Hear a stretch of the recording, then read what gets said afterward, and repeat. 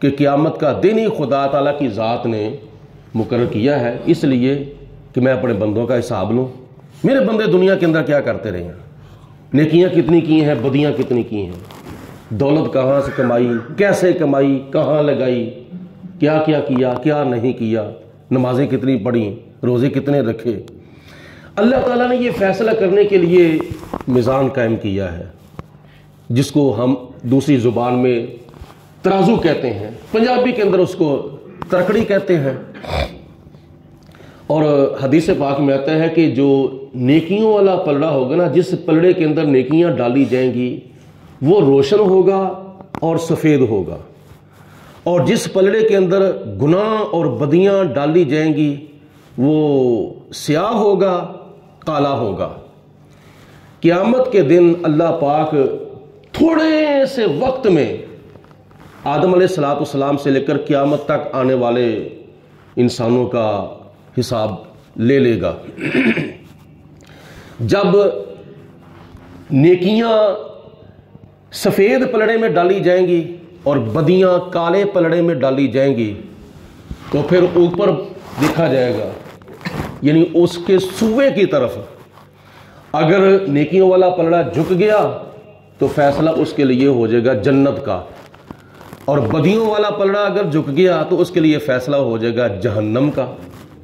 یہ جنتی اور جہنمی الگ الگ ہو جائیں گے. اللہ تعالیٰ فرمائے گا چلو تم جنت کے اندر, چلو تم جہنم کے اندر.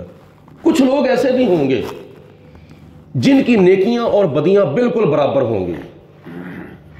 وہ جو اوپر والا سوا ہوتا ہے نا, وہ نہ نیکیوں کی طرف جھکے گا اور نہ بدیوں کی طرف جھکے گا, بالکل سیدھا ہوگا. اوپر سے وہ سیدھا ہوگا اور نیچے سے دونوں پلڑے بالکل برابر ہوں گے. ایک انچ چھوڑ کر ایک سوت کا بھی فرق نہیں ہوگا, بالکل برابر ہوں گے. اللہ پاک ان کو ساتھ ساتھ جنت اور جہنم کے درمیان ایک مقام ہے, ایک جگہ ہے, اس کا نام ہے آراف. قرآن پاک کے اندر ایک سورت کا نام بھی سورت آراف ہے. اس مقام پر اللہ پاک ان کو ٹھہرا دے گا. چلو تمہارا فیصلہ بعد میں کرتے ہیں.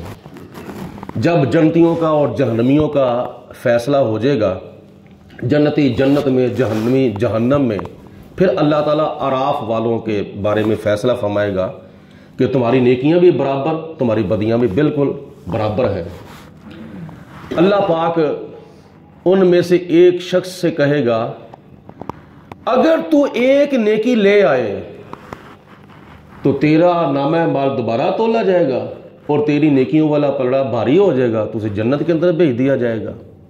وہ ایک شخص صرف اور صرف ایک نیکی ڈھونڈنے کے لیے چلے گا, پھرے گا, کبھی دائیں کبھی بائیں, کبھی آگے کبھی پیچھے, کبھی ماں کے پاس جائے گا, کبھی باپ کے پاس جائے گا, کبھی بہنوں کے پاس جائے گا, کبھی بھائیوں کے پاس جائے گا, کبھی بیٹوں کے پاس جائے گا, کبھی بیٹیوں کے پاس جائے گا.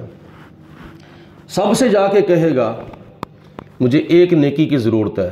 ماں بھی نہ کر دے گی, باپ بھی نہ کر دے گا, بہنیں بھی نہ کر دیں گی, بھائی بھی نہ کر دیں گے, بیٹیاں بیٹے یار بیلی جتنے بھی اس کے تعلقات والے تھے سارے کے سارے نہ کر دیں گے. ہم نہیں دے سکتے, ہمیں تو خود ضرورت ہے. جب واپس آئے گا نا مایوس ہو کر, چلو اللہ تعالیٰ کی بارگاہ میں جاتا ہوں, جو خدا پھر فیصلہ فرما دیں, مجھے تو کہیں سے بھی کوئی نیکی نہیں ملے. آج بھی اگر کسی کو ضرورت پڑتی ہے نا, مجھے 1 روپیہ دے دیں, مجھے 100 روپیہ دے دیں, ضرورت پڑ جاتی ہے. قیامت کے دن ایک نیکی کی ضرورت پڑے گی. وہ ایک نیکی ڈھونڈنے کے لیے اپنے سارے تعلق داروں کے پاس جائے گا, سارے رشتہ داروں کے پاس جائے گا, کہیں سے بھی اس کو ایک نیکی نہیں ملے گی. ان سے مایوس ہو کر واپس آئے گا تو سوچتا ہوگا آج تو اپنے بھی پرائے ہو گئے ہیں, اب میں کیا کروں. واپس جاتا ہوں اللہ تعالیٰ کی بارگاہ میں, جو خدا تعالیٰ میرے لیے فیصلہ فرما دے. وہ قادر مطلق ہے, وہ مالک یوم الدین ہے, وہ احکم الحاکمین ہے, وہ عدل و انصاف کرنے والا ہے. راستے میں نا اس کو ایک اجنبی ملے گا, وہ اس کا کچھ بھی نہیں لگتا ہوگا, وہ اس کا کوئی تعلقات والا بھی نہیں ہوگا. وہ کہے گا کہ کیوں پریشان پھر رہا ہے, کیا ہوا ہے. وہ کہے گا ایک نیکی کی ضرورت تھی, مجھے کہیں بھی نہیں ملی, تو میں اب واپس اللہ کی بارگاہ میں جا رہا ہوں, خدا تعالیٰ جو میرے لیے فیصلہ فرمائے گا. وہ اجنبی کہے گا کہ میرے پاس صرف اور صرف ایک ہی نیکی ہے, جا تو لے جا، میں اپنی نیکی کو تیرے اوپر اثار کر دیتا ہوں، میں اپنی نیکی تجھے پیش کر دیتا ہوں۔ تو وہ بندہ کہے گا کہ تیرے پاس ایک ہی نیکی تھی، میرے پاس تو پھر بھی اتنی نیکیاں تھیں کہ میری غلطیوں اور میرے گناہوں کے وہ برابر تھیں، تو پھر بھی میری جان نہیں چھوٹی، پھر بھی میرا چھٹکارا نہیں ہوا، تو تیرے پاس تو ہے ہی ایک ہی نیکی ہے، تو تیرا کیا بنے گا؟ وہ کہے گا میرا معاملہ خدا کے سپرد ہے، میرے لیے بھی جو خدا فیصلہ فرما دے، مگر اگر ایک نیکی میں تجھے دے دوں، مجھ سے ایک نیکی لینے کی وجہ سے اگر خدا تجھے جنت میں بھیج دے، خدا تیری بخشش فرما دے، تو اس میں تیرا بھلا ہے، کوئی بات نہیں ایسی۔ میں اپنے اوپر آج تجھے ترجیح دیتا ہوں۔ وہ ایک نیکی لے کر اللہ کی بارگاہ میں جائے گا، یا پروردگار عالم مجھے ایک نیکی مل گئی ہے تو میرا نام ہے مال تول، اللہ علام الغیوب ہے، سب کچھ جانتا ہے، اس کے باوجود خدا پوچھے گا تجھے کس نے نیکی دی ہے؟ وہ بندہ عرض کرے گا یا پروردگار عالم ایک اجنبی بندہ تھا، میں واپس آ رہا تھا تیری بارگاہ میں، تو راستے میں اس نے مجھے مایوس دیکھا، پریشان دیکھا، تو میں نے وجہ بتائی، تو اس نے اپنی ایک نیکی جو اس کے پاس تھی اس نے وہ بھی مجھے دے دی ہے۔ اللہ فرمائے گا جاؤ اس کو بلا کے لاؤ۔ تو وہ بندہ جب اللہ تعالیٰ کی بارگاہ میں حاضر ہوگا، خدا فرمائے گا تو نے اس کو نیکی کیوں دی ہے، کیا وجہ تھی؟ تو وہ بندہ عرض کرے گا یا پروردگار عالم میں نے خیال کیا اگر مجھ سے ایک نیکی لینے کی وجہ سے اس کی بخشش ہو جاتی ہے، اس کو تو جنت میں داخل کر دے گا تو مجھے بڑی خوشی ہوگی۔ تو اللہ فرمائے گا تو نے اس کا آج فائدہ سوچا ہے، اس کو جہنم سے بچا کر تو نے جنت میں جانے کا اگر سبب پیدا کیا ہے، جا میں اس کو بھی جنت میں داخل کرتا ہوں، تجھے بھی جنت میں داخل کرتا ہوں۔ یہ ہے اللہ تعالیٰ کی شان رحیمی، اللہ تعالیٰ کی شان کریمی۔ ایک روایت میں آتا ہے خدا تعالیٰ ایک بندے کو جہنم کی طرف بھیجے گا، اس کا جہنم کا فیصلہ ہو جائے گا، تو وہ بار بار اس طرح مڑ مڑ کے دیکھے گا، ایک قدم چلے گا پھر پیچھے دیکھے گا، ایک قدم چلے گا پھر پیچھے دیکھے گا، ایک قدم چلے گا پھر پیچھے دیکھے گا۔ اللہ پاک اس کو بلا لے گا، بار بار کیوں دیکھ رہا ہے؟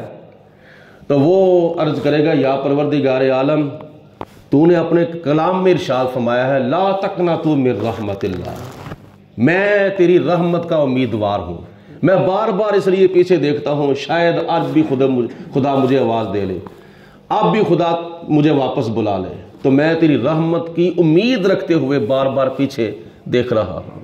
اللہ فرمائے گا اگر تجھے میری رحمت کی امید ہے تو چل تو بھی جنت کے اندر داخل ہو جا۔